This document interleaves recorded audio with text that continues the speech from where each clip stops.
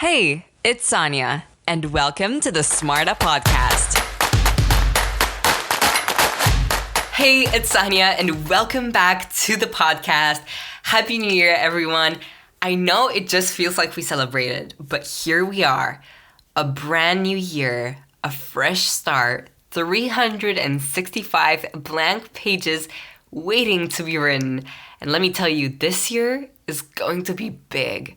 We're talking about breaking down those barriers that are holding you back. We're talking about setting the perfect routine that you will finally stick to make your habits your dream life and turn your goals into your reality. What better way to start than just as soon as the new year came around? And I have brought you, I think, one of the best possible episodes to take control of your life in 2025. Now make sure that you will listen to this episode until the very end, because that's the only way that you will grasp these three key concepts that today's beloved guest, Kevin Gaskell, will share with you today to show you how he did it. Now here are the three things that you will learn. Number one, impossible is just a word. Number two, having a clear vision of what you want to do and where you want to be over an amount of time is so powerful. Number three, do not be disappointed if things don't work as planned. And with those three things, I will now give you a little bit more insight onto who this Kevin Gaskell is. Recognized as the man who fixes businesses, he has an impressive track record in building and leading successful companies. As CEO of Porsche, Lamborghini, and BMW, he led hugely successful turnarounds. Today, he remains actively involved in numerous businesses worldwide as both an investor and founder, including the UK's fastest growing alternative fibre network provider. Alongside his business successes, he is a best-selling author and advisor to numerous startups and established businesses. His most recent book, Catching Giants, is nominated for Business Book of the Year 2023. And with that being said, here's how you can take control of your life in 2025. Hi, Kevin. Welcome to the Smarta Podcast. It's great to have you here. It's great to be here. I'm delighted to speak to you. Likewise, I cannot wait to get into today's business leadership conversation.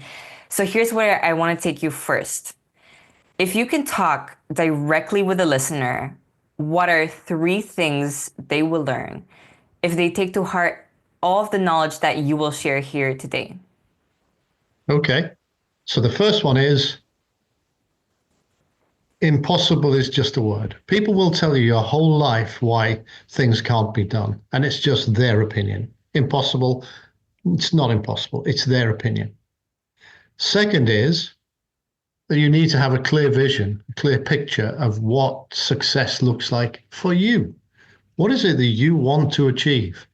And that will change. You know what? You're a young person. You'll have a view. I've had a view, and I've changed career now 4 or 5 times through my life. So that picture will change, but you've got to start with some idea. And then the third piece is not to be disappointed or not to be put off when the going gets tough, because it will get tough. There are tough days, there are tough weeks, there are tough months, but you fight through them, you get through them. And then you look back 3 months later and think, was that just a bump in the road? Yeah, that's all it was. So we keep going. So you can do it. It's not impossible, but it's hard work. But that's great, because that hard work will bring you big results. Mm-hmm. I love that. I love how you started off. I love the concept of impossible is just a word, having a clear vision and not being disappointed along the way, because I think in some way that's what shapes us. That's what prepares us to become more stronger and makes us who we are further on down along the path. And with that, I want to take you back in time to when you were very young, or at least a lot younger than That's right a now. long time ago, yeah. Yes. So back to when you were my age. And I mean, you're known as the top 40 leader in the UK. You've had an extraordinary career. You do all types of things. You've had record-breaking success and took Porsche from being number 32 on customer service to number 1 in only 4 years. working for Lamborghini and BMW.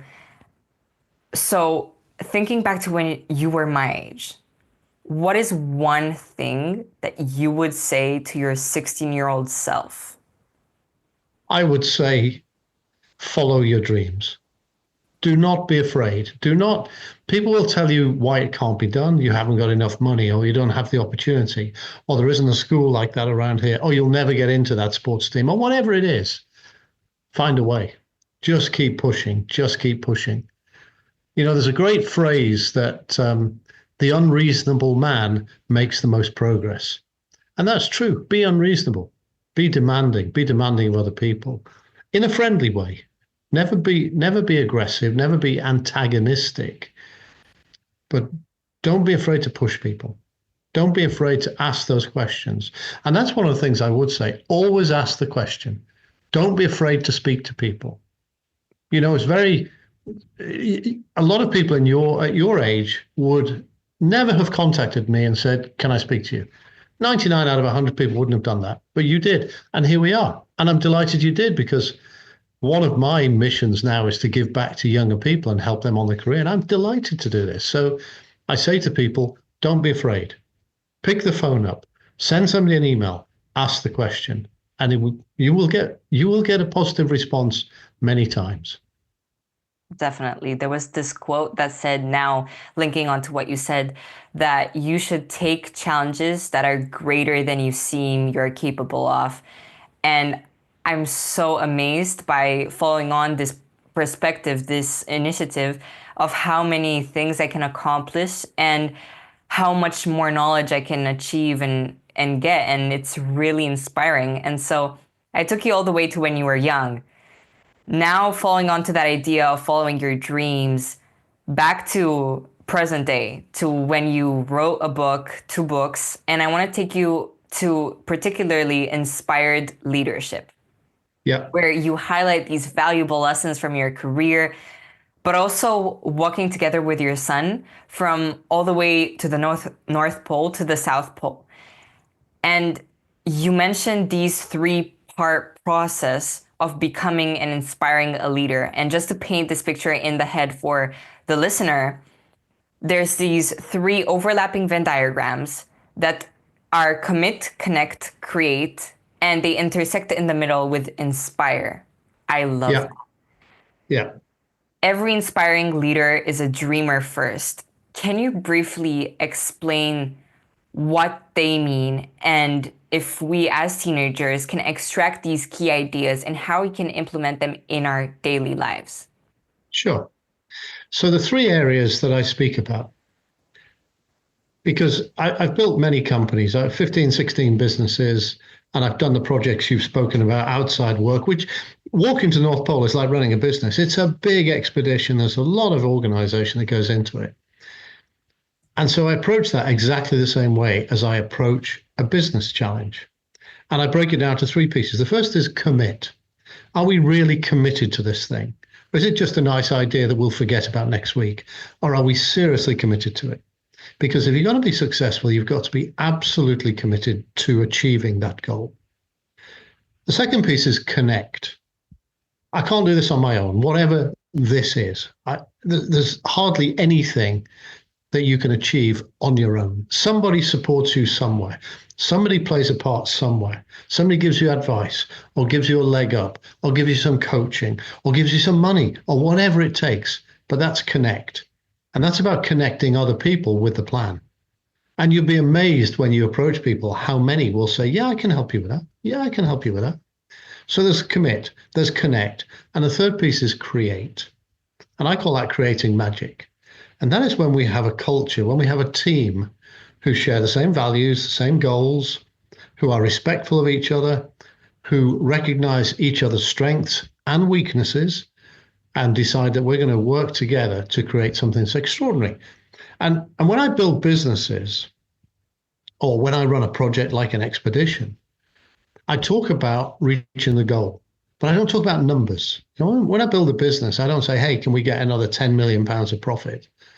No, what I say is, can we create something that is extraordinary? Can we create something that is world class? Because if we can do that, by its very definition, we will be successful. And if we get better, then bigger will come. The money, the financial result in the business will come. But first, we have to get better. And so we start off by committing to doing that. We build a plan to achieve it, and that's the connection. Everybody's part of it.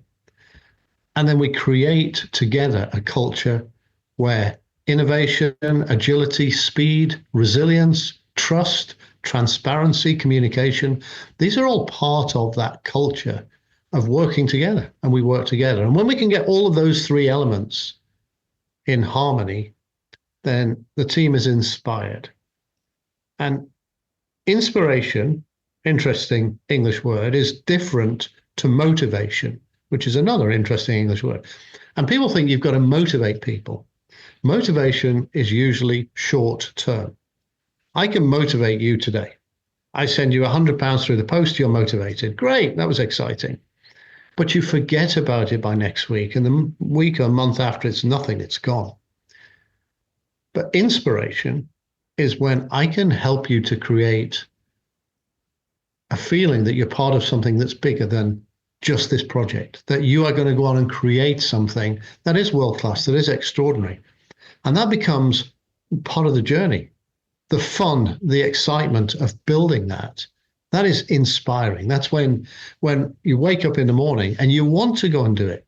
You actually don't see work as, oh, work. You see it as, this is exciting. I'm creating something special here. And that's the model that I apply to every project that I'm involved in, whether business or an expedition or anything else. Mm-hmm. Definitely.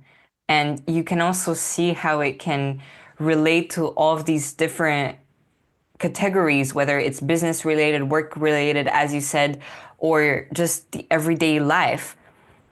And I really want to expand on the book here.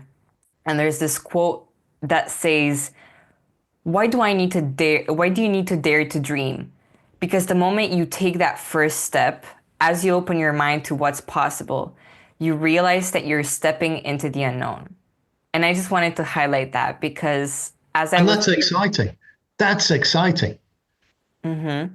And that's how you get people excited by, some people are afraid of the unknown. Mm-hmm. And one of the challenges of leadership is taking away the fear and saying to people, it's okay. It's okay. We don't know all the answers. We don't know exactly how to get there, wherever there is, but we will get there. So don't be afraid of it. Be excited by it, because this is part of learning. Let's get better. We'll be better tomorrow than we were yesterday. And that's part of growing. That's part of developing. And that's the excitement of life. Grow, learn, expand, and be inspired. Live your life with a smile and enjoy the challenges you're facing. Mm-hmm. And actually, a question just popped up as I was listening to you there. And I want to ask, because let's say your way of life is built on this idea of following your dreams. And I want to ask you, what do you think is the biggest or most important trait that you should have to get to your dreams, to achieve your goals? Is it consistency? Is it determination? What do you think it is? I think it's resilience.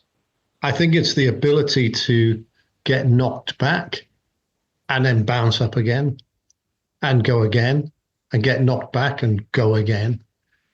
And some people accuse me of being too optimistic. And I say, listen, I'm a realistic optimist. I believe we can achieve it. I don't quite know how yet. And I know there are going to be challenges. But if I stop believing, I'll never achieve it. I have to believe we're going to get there. Now, there does come a point in some of my projects, and I've had a couple of businesses where we've realized we're not going to get there. And then we have to make a decision. The fancy word these days is we're going to pivot, which just means you change your mind or you go in a different direction. But until you get to that pivot point, you just keep going, and every day can be hard work. But get over the fear, be resilient. That's my word, resilience. Mm-hmm. I love that. Resilience. It's going to go for me for quite a day or two. I want to talk to you about one of the foundations that you've built, which is Smarter Britain. And it's built to inspire the next generation of British entrepreneurs, and it supports them to create new businesses. Can you tell me more about it, its vision, and why did you build it? Yeah. So I speak at schools. I go out and I speak to students, and I might have 100 students in the room. They tend to break down into three groups when I'm talking to them. And you get the group in the middle who are dead keen and they just want to hear and they're enjoying school and academia is good for them and they're really with me. And I get the other group on the left who kind of like what I'm saying and they kind of get excited by it. And they'll do okay in school, but they're not excited by school. And then I get the third group, which is a group on the right who make a lot of noise. And sometimes I have to ask them to be quiet. Look, guys, I came in here to speak. So if you don't want to listen to me, that's cool. You go somewhere else and listen somewhere else. But let these at least show respect to the people in the room. And I realized that afterwards I would get approached, usually by the second and third group, who said, you know what, school isn't really for us, but I've got an idea. And my idea is I want to build a podcast. I want to write a book. I want to do something that changes the world, but I don't know where to start. As after listening to hundreds and hundreds of young people telling me that, I thought, well, I need to be able to help them because starting a business is not that complicated. But if I was 16 now, I'd find it quite daunting. But I've done it so often that I realize it's not that difficult, but I need to help people to do it. And so you find that where I grew up in a very working class background. And, we'd get a job or we'd go off to university or we'd be unemployed. And I looked at kids who were unemployed or kids who had a dream and didn't know how to make it happen, how to find themselves in a better place. So I thought, well, I'll help them. And so we've created Smarter Britain, and it's free to use. You sign up to it. And it's available to anybody in the world. It just so happens that the thing is written in English and all the support mechanisms in there are according to English law and stuff. But there's nothing to stop anybody in Romania coming on and joining in. It's very straightforward. And the idea is that we provide a platform to help people to start a business. Now, I'm not looking for the next Zuckerberg or the next Musk. I'm looking for the kid who perhaps didn't do so well at school, but has a dream about building a business, or even doesn't know what to do. And I say, we'll help you, and we can help you in different ways. I'm not going to give you £1 million and say, go write some software. But when I was explaining to investors, I said, look, the kids I'm looking for are the ones where I can say, I'll buy you a ladder and a bucket and a sponge. Go clean some windows. Go get yourself a job walking down the street, cleaning windows. And then once you've got that, employ somebody to clean another street and build a business doing that. So it's not about super techie. There's lots of incubators out there which will help the techies, and that's great. And if techies come to us, that's also great. But I also want to catch the other young people who have other dreams. I had somebody recently wants to open a nail bar, a young lady who wants to open a nail bar. Great, we can help you to do that. So that's what Smarter Britain is. It's about helping young people to create, as you said, the next generation of entrepreneurs. Every economy needs entrepreneurs. And, I was in your lovely country a couple of weeks ago, and I walked around Bucharest and I thought, this place needs more entrepreneurs because there's empty shops there. And I'm looking at them thinking, this should be a tourist center. These shops should be open. It should be do. And so my mind's already going, how would you do? What would you do here? What would you do? And it's helping people to take that first step, take that initial step, because often it's not about money. It's not. We're not doling out money to people. I'm not giving them money. What I'm giving them is support, is mentorship, is a structure to create a business and to be successful in business. So that's what Smarter Britain is. I really am so passionate about how the idea to why you wanted to make it happen and why you found it.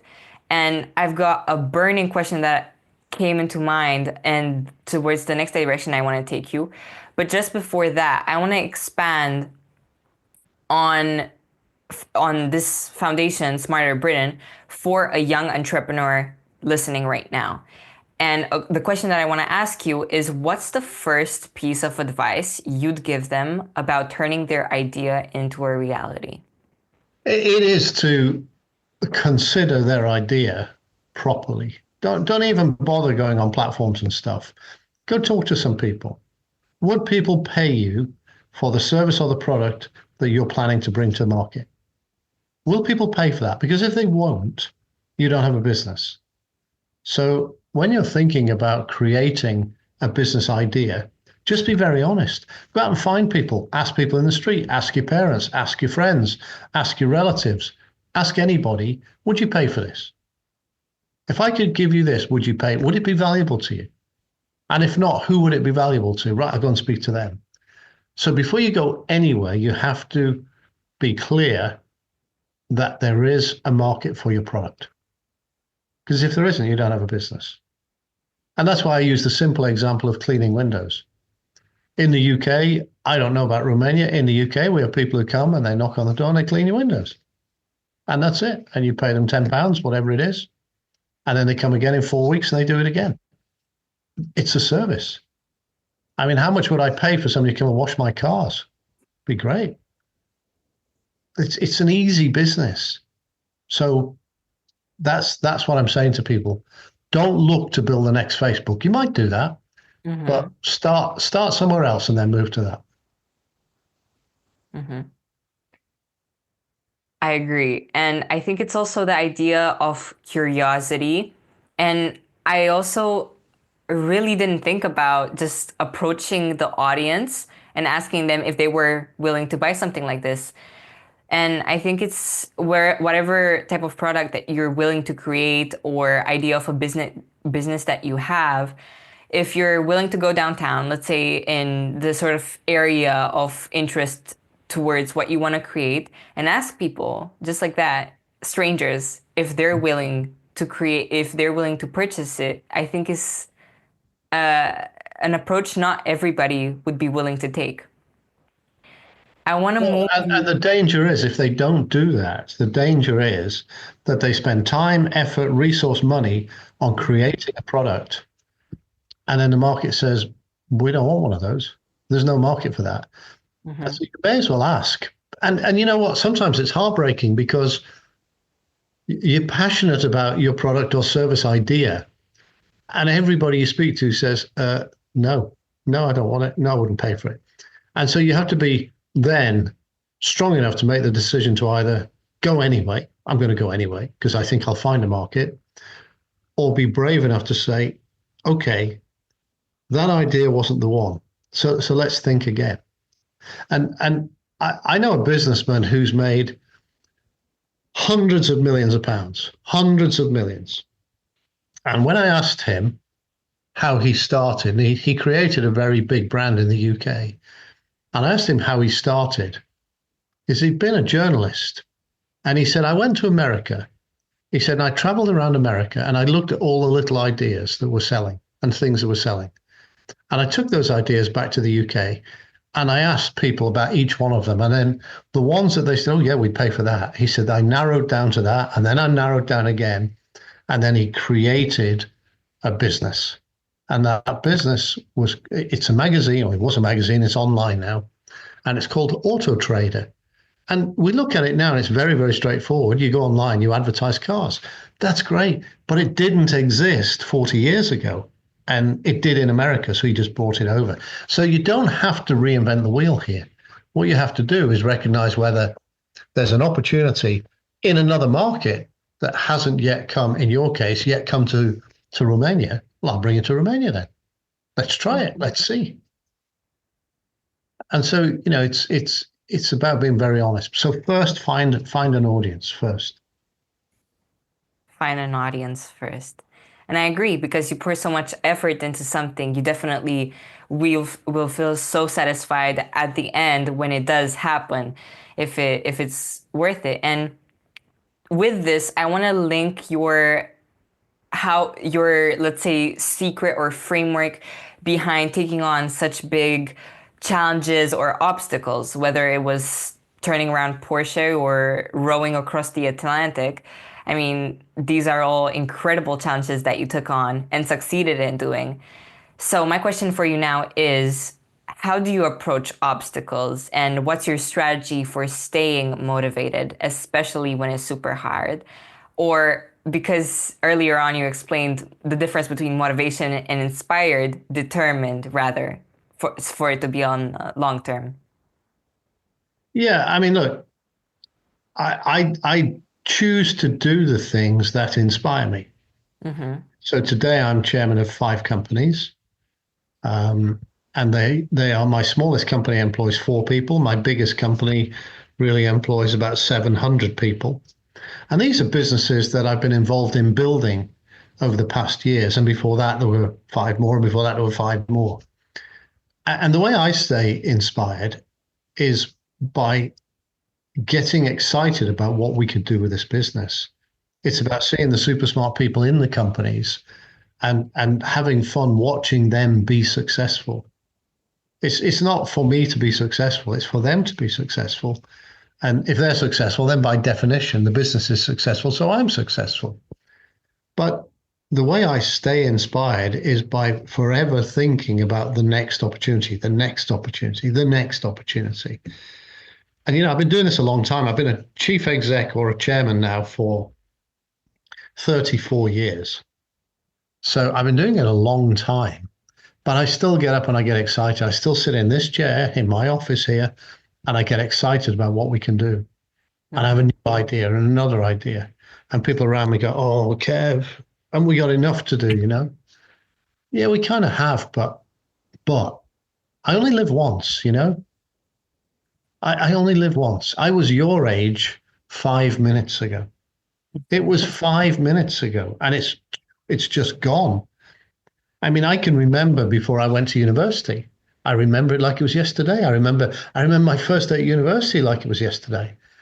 And now here am I, 40 years later, thinking, whoa, where did that go? So time flies fast. The trick is to use it.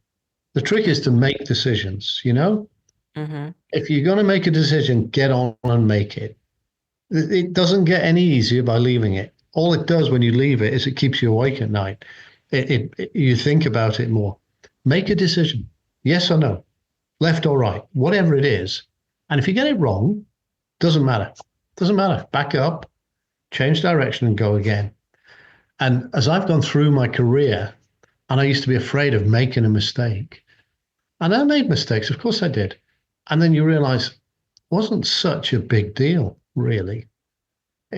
Yeah, it was annoying. It was a bit uncomfortable. It was frustrating, but it didn't change my life. So let's just back up, correct, and go again. Your age now, you're choosing the subjects that you want to study. Mm-hmm. And does it matter? I can honestly tell you it doesn't matter very much. When I have young people say to me, what should I study? I say, whatever you're interested in, whatever you're really passionate about. Because if you go to university and you spend 3 years or 4 years studying a subject, you want to live that subject. You want to come away with those 4 years of experience thinking that was just great fun. Whereas people who say, well, actually, I want to be an accountant, therefore I'm going to study accountancy, but actually their passion is history, or actually their passion is languages, go study languages or history. You can become an accountant later. It doesn't matter. But just follow your dreams, follow your passion. That's what I say to people. Mm-hmm. I really like that. And I want to link onto the idea of you taking on these physical challenges, traveling, taking on these walks in the North and South Pole, in the South Pole, and climbing mountains, rowing the Atlantic, which are just incredible again. And I want to ask you, how have they shaped your perspective on leadership and life? And if you take on different takes on, let's say, some habits or the way you go with your daily life because of these experiences. I think So I've always done outdoor adventures. I grew up in North Wales where there are mountains. Mm-hmm. And so I've been climbing mountains since I was 12 years old. And so small mountains became quite big mountains, became very big mountains, became the Alps and the Himalayas, and. And so you kind of progress into climbing these very big mountains. And you learn how to do it. And I don't just mean you learn how to hold onto a rock. You learn how to be happy doing it, how to be comfortable doing it. You learn how to feed yourself. You learn how to stay well at extreme altitude. So these skills you pick up along the way by watching people who've done it before, by speaking to them, by asking questions. And so all of these expeditions have taught me things. They've taught me about self-reliance. They've taught me about determination. They've taught me about resilience. They've taught me not to moan. You know what? I've climbed with people who moan that their feet are cold, that they are cold, that their fingers hurt, that their legs hurt. And you feel like saying, listen, mate, my feet are cold, my fingers are cold, my hands hurt, my feet hurt, I hurt all over. But talking about it won't make it better. So shut up and get on with it. Nobody forced you to be here. You are here. So learn to smile. Learn to look at the beauty of nature around you. Look at the beauty. 2 weeks from now, 3 weeks from now, you'll be back in an office and you'll be looking at a laptop screen. So look right now at the world around you and let that go in. Let it go into your head. Take those pictures in and remember them. And so what I've learned from the expeditions is to respect the environment I'm in, to enjoy the environment I'm in, to realize that it's the environment that's in control. If you think you're in control of the Atlantic Ocean when you're 1,000 miles away from shore and you're in a 25-foot, a 8-meter rowing boat, which we were, and you think you're in control, you're having a laugh. You are absolutely not in control. The ocean is in control. So I've learned to respect the environment, but I've learned the strength of teamwork that is absolutely possible in extreme situations. And the Atlantic row was probably the most intense because we are on a 7-meter rowing boat. That's it. There is no support boat. There is nobody else for 500 miles around. And if we get in trouble, it's up to us to get out of trouble. So the reliance of the team is absolutely on each other. And you build such a strong bond that you realize what's important and what isn't. And so shouting at each other or bickering and moaning, there's no value in that. If you're going to say something, say it with a smile and get the other person to smile back, because there's nowhere to hide on this boat. Nowhere. There's nowhere to go. There's nowhere to go get shelter. There's no privacy. Everything is in front of you use a toilet, you use it in front of everybody else. There is no privacy on these things. So be humble and recognize you're all in this together.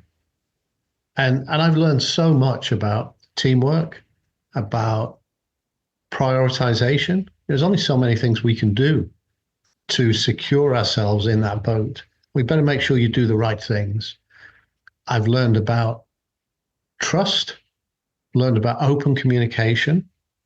I've learned about choosing a team, because when you choose people to be in that boat and you know you're going to be with them for 50 days, I am never going to be more than 1.5 meters away from them for 50 days. And I'm going to see them do everything. And they're going to see me do everything. You better be able to respect each other and communicate with each other. So we choose our teammates so carefully. You have to choose people for attitude, the right attitude. People who, when it gets tough, either just go quiet and just keep going, or they smile at it. They smile at it. We had 2 days, I think it was, on the Atlantic row, where we made no progress. We had the wind against us, and we rowed 24 hours a day. We rowed for 2 days, 48 hours of rowing, and we made no progress. We didn't go anywhere, but we didn't go backwards. And what we said to ourselves is we knew the other crews, because it was a race, and we believed the other crews would have stopped rowing because it was such hard work. And then they'd have got blown backwards. So whilst we weren't going forwards against the sea, we were going forwards against our competitors. And we did not have one word of complaint in those 48 hours. Everybody just got on with it, just get on with it. And so I learned so much from the expeditions.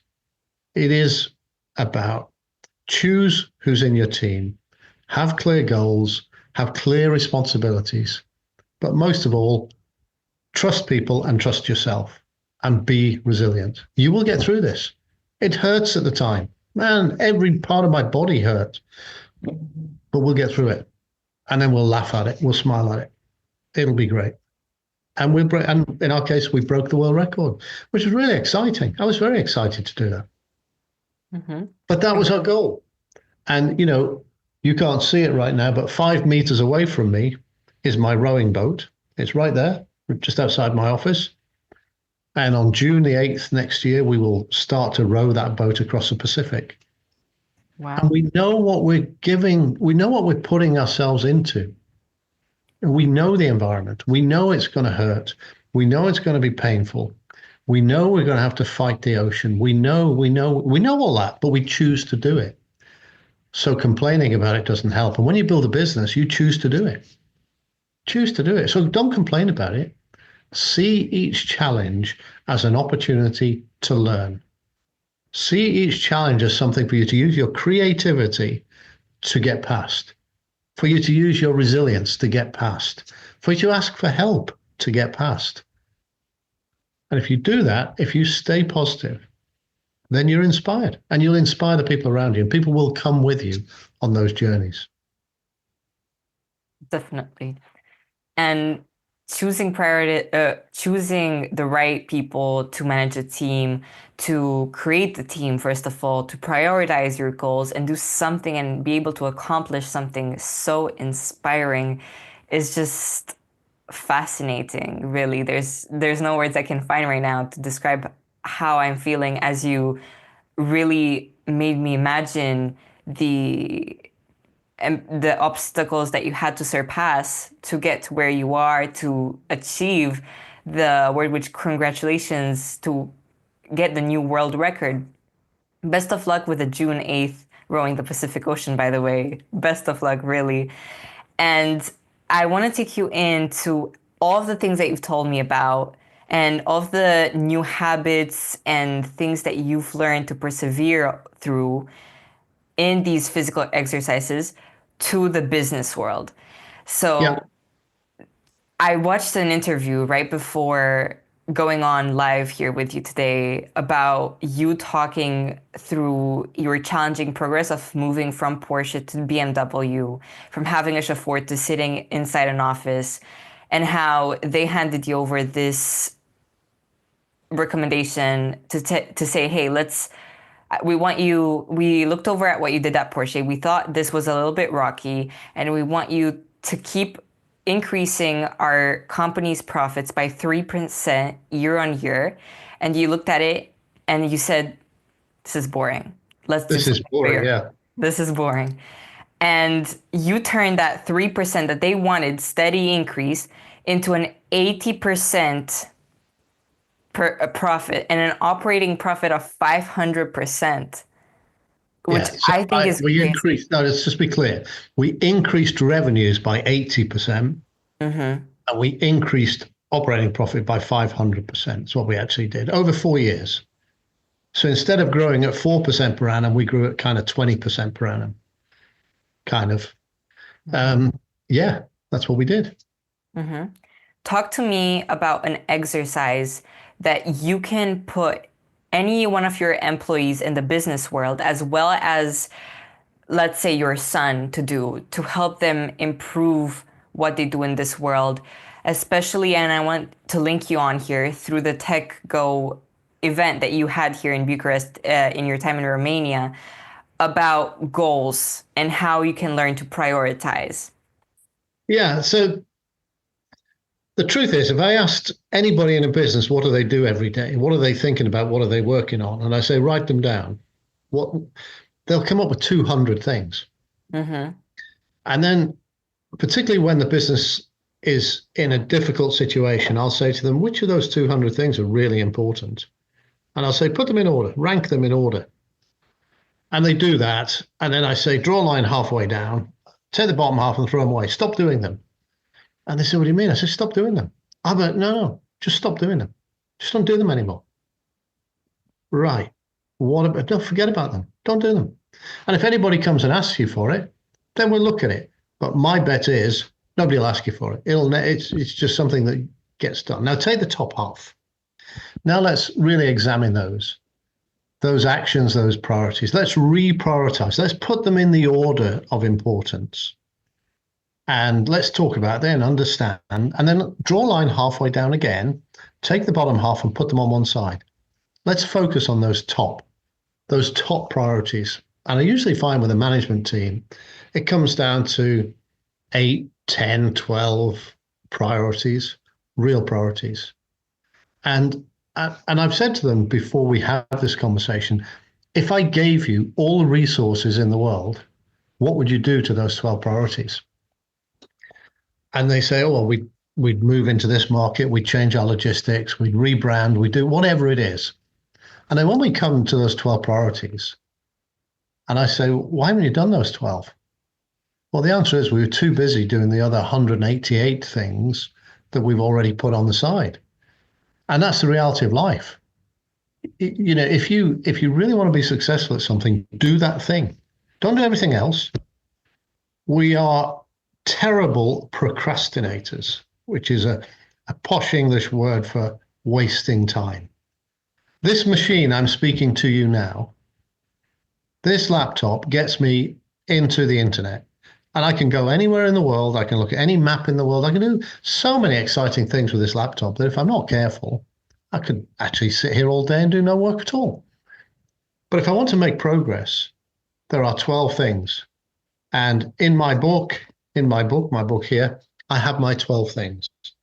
And those are the 12 things I have to keep pulling myself back to, because they will make the difference. So when I challenge these management teams and say, those 12 things that you've spoken about, that you know are going to drive your business, why haven't you done them?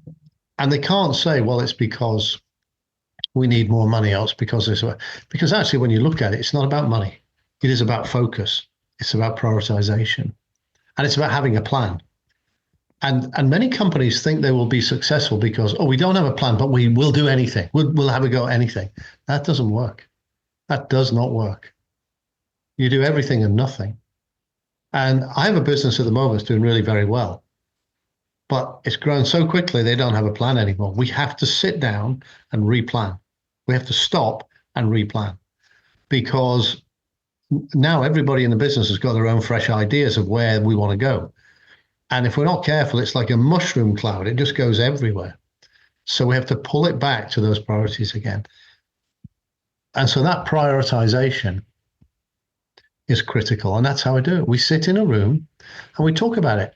And this isn't a 1 hour thing. This might be 3 days. We might sit in that room for 3 days and talk about the business. And we'll have yellow sticky notes everywhere. And we gradually refine it down to the key things, the key questions. What do we need to do to get really good in this market?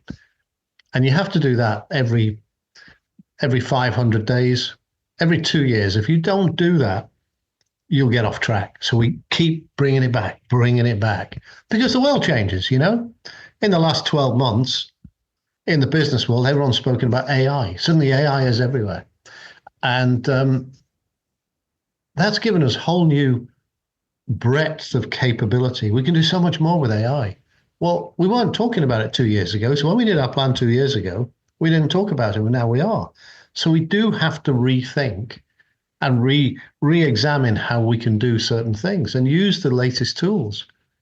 And people have said to me, oh, Kev, AI is going to change the world. Yeah, it is. Just like laptops did, just like telephones did, just like computers did, just like cars did, just like trains did, just like everything did. And your job as a leader is to use that change to the benefit of your business. Don't be afraid of the change. Change is power. Turbulence is energy. It's energy. So take that energy and think about it. But the key here is the word think. Many businesses just keep running, just keep running, just keep running, just keep running, just keep running. Stop. Hurry up and stop. Do nothing for a while. Let's just think about where we're going. Let's go and have the discussions. Let's have the arguments. In these workshops, I've had people who get very frustrated and very annoyed. And that's fine. Let's get it out. Let's talk about it. And then we decide. And I always say in the workshop, you can say whatever you like in this room, whatever you like. Nobody will take offense. I'll never take offense. Say whatever you want. But once we agree which way we're going, when we walk out of this room, we are one team, and that's the way we're going. And if you don't want to come on that journey, then leave the team, go somewhere else. But in here, you can say what you like, you can fight for your beliefs, and we will discuss it. But when we agree where we're going and we walk through the door, that's where we're going. And nobody says they want to go somewhere else. Or if you want to go somewhere else, then I will ask you to go there. I will take you out of the team. And, firing people is part of being a leader. I don't like it. I really don't like it. It's very painful. It's very emotional. But ultimately, my job is to lead the team. And if you have people who want to go in a different direction, they can't be in the team. So, it kind of shakes out. When you do the prioritization, a lot of stuff shakes out. And people, if they're really not happy, that's the point they usually make their decision and go somewhere else. And that's cool. That's okay. That's okay. Doesn't make them bad people. It just means they don't share the same dream as we do. So fine. You don't want to be a great footballer. You want to be a rugby player. No problem. Go play rugby. No issue. Don't make you a bad person. Go be a great rugby player. And I wish you every success. And I'll do everything I can to help you. But we're playing football here. So that's where we are. Can I just say how much I loved that exercise? Because it's the exact one that my mom was telling me about when I found out about you. And I just think shifting your focus, especially from 2 years to say 500 days, bringing something as big as a time frame to our perception as a year down to 365 days. What can you do in the next, let's say, 500 days to see your progress, and breaking down a plan that you can do every single day, I think can, first of all, help you with consistency, but also help you grow way more because you're no longer wasting time or putting things off, saying that you'll come back to them next month. It's today, tomorrow, and the day after. And the thing is, if you don't have a plan, if you don't sit down and do that plan, you can be kind of overwhelmed by how much there is to do. You don't know where to start. Mm-hmm. And an example I remember is somebody I was at school with had not worked. We do these what we call A levels at the age of 18. That's what qualifies you to get into university or not. And I had a friend who hadn't done any work, and he really hadn't. And he had 6 months to go before his exams, and he started to panic. And the teacher was great with him. And the teacher said, this guy's called Peter. The teacher said, Peter, you can do a lot of work in 6 months. If we can focus you, you're smart enough to pass these exams. You can do a lot of work in 6 months, so let's build a plan. So they built a plan for the next 6 months, 180 days, of what Peter would study when and what he would cover. And he stuck to it and he flew through his exams. If he hadn't had that plan, he thought the world had finished and he would have achieved nothing. But he had a mentor who believed in him, who helped him, who supported him to build that plan and then work to it. And, the rest is history. He went off and had a great career. So the planning and the prioritization is key. You can achieve a lot in 10 days. You can do a heck of a lot of stuff in 10 days if that's all you're doing.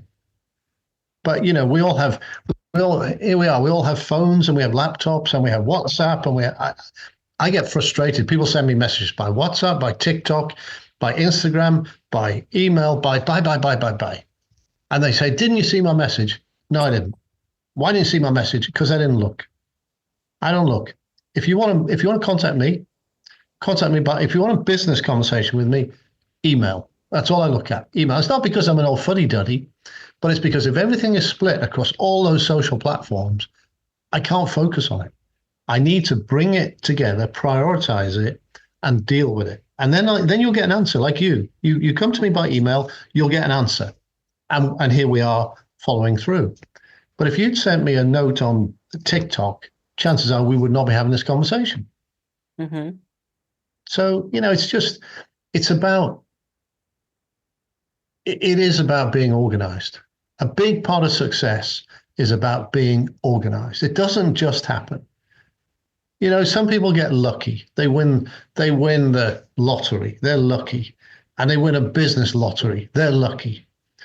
But 999 out of the 1,000 people who are successful as entrepreneurs and in big businesses, they work hard and they're consistent. You can trust them. You know what they're going to deliver. And those are the people who you want in your team. You want them in your team. I want to put your I love the crazy ones as well. I love to have a couple of crazy ones in. Mm-hmm. Always have a couple of crazy ones with the great ideas. Because they know their job is to be crazy. They know their job is to, do the blue sky thinking. And, I have a guy in one of my businesses who asked to meet me privately a few weeks ago. And I went to meet him and he had these ideas and they were great ideas. They really were. He's our professor.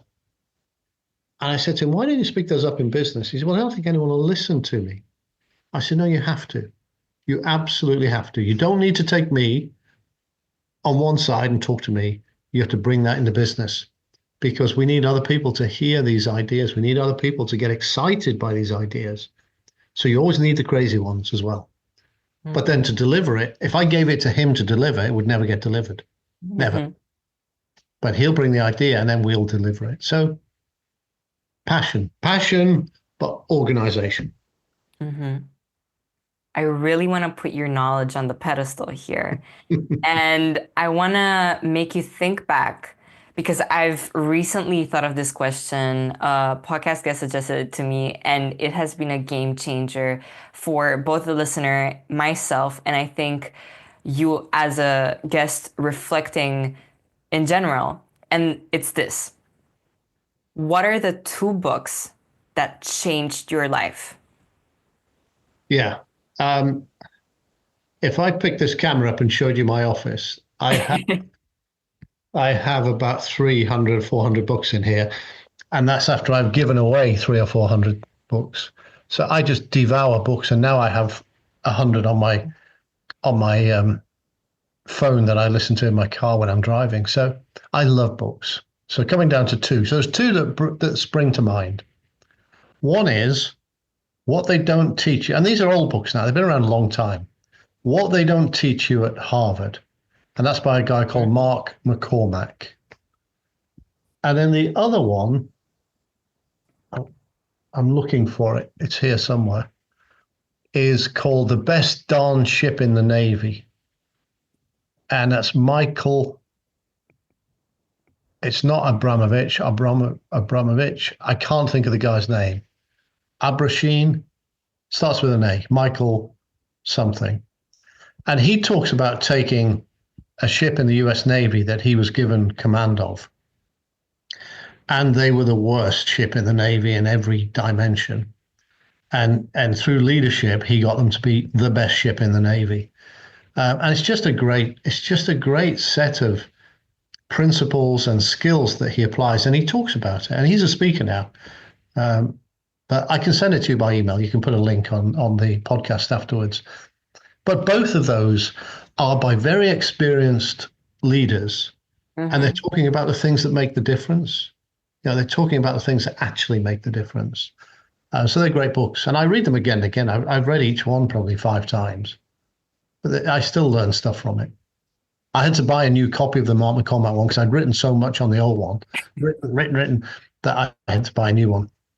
Mm-hmm. But yeah, I love books. If you learn, you just learn from books. If you just learn one thing from a book, it's worth reading. Definitely. I also am a big lover of books. My whole bookshelf is also full of books ever since I was small. And I think if there's one thing that I look up to my mom that, she taught or passed down from what she learned from her expertise, it's definitely having books from a young age. They changed my life in ways I cannot explain. And actually, what they don't teach you at Harvard is in my library, and I have Good. it with me. It's on my Good. to be read list, and it's amazing. So, with those two books that you shared, I want to move you on to a tradition that we have here on the Smarter podcast. And that is where I ask my previous guest to leave a question over for the next one. So, my last guest, Kelly Lundberg, left over this question for you. What advice would you give to someone struggling to believe in their own potential? My advice would be to find a mentor, to find somebody who's experienced in whatever field this person is operating, and spend just 3 months. Just spend 3 months talking through and understanding and building a plan for the person's development. Because it's confidence comes with experience. I trust myself now, but it's taken me a long time to trust myself. When I first started as a leader was Porsche, and I was terrified. I was absolutely terrified. I'm the boss of this brand, and I'm a young guy, and I don't know what I'm doing. And I used to think people will be watching me and thinking he doesn't know what he's doing. Well, maybe they were, but I thought, but I will keep doing it, and I will learn. But I went out of my way and found a couple of mentors, and they were great. They were absolutely fantastic at giving me that confidence, helping me to realize that I'd been put in this role because I did have skills, that I did have what it takes to be successful, but I had to believe in myself. So yeah, I would say to this person, get a mentor. 3 months to start, but if you find a good mentor, you'll work with them for a long time because they will help you so much. Definitely. And now, finally, because we've covered, I think, a lot of different aspects and areas of life, I think this would be a great time to ask you, because we started with you talking with the listener, and I want to end it in the same way. Mm-hmm. If you can talk directly with the listener, what is any advice you choose from? What is one idea or a concept that you'd like to leave them with? I believe everybody is at least 5% genius. We've all got that spark of genius in us.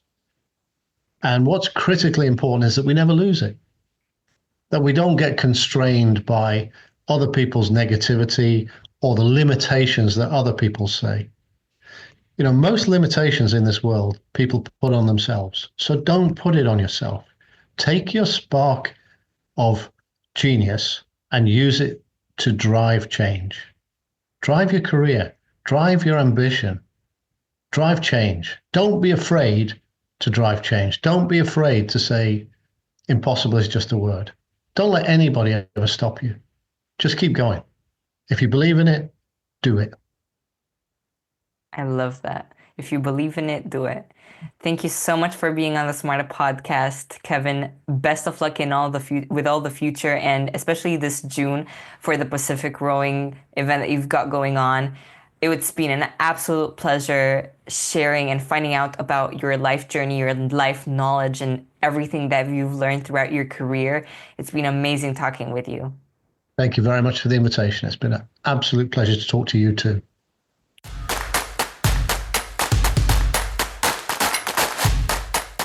Wow, that was by far one of the most suitable episodes that you can listen to if you ever want to make a habit that sticks, make a routine that's perfect for you, and just set you on board. Remember that every single day is an opportunity to grow, to learn, and to become the best version of yourself. Don't let fear hold you back. Don't let self-doubt sabotage your dreams. Take that first step, even if it's small. You've got this. If you didn't quite catch Kevin's personal favorite books that changed his life during the episode, here they are. What They Don't Teach You at Harvard Business School, and It's Your Ship, Management Techniques from the Best Damn Ship in the Navy. They're linked down below, and make sure to check them out if you want to elevate your life today. And before we continue, if I could ask you a favor to send this episode to a loved one, to a person that you know that wants to work on their dreams. If anything at all during the episode sparked your interest, then make sure to send it to that someone. And if you enjoy this episode, please give it a 5 stars on wherever you get your podcast from and review the show. You're powerful and capable and you're unstoppable. And this episode is just the drop of motivation that you need in order to start. I'm Sonia Marta, and you've listened to the first episode of the Smarta podcast. And if no one tells you this today, I want to be the first one that tells you that I believe in you and your ability to create the life of your dreams.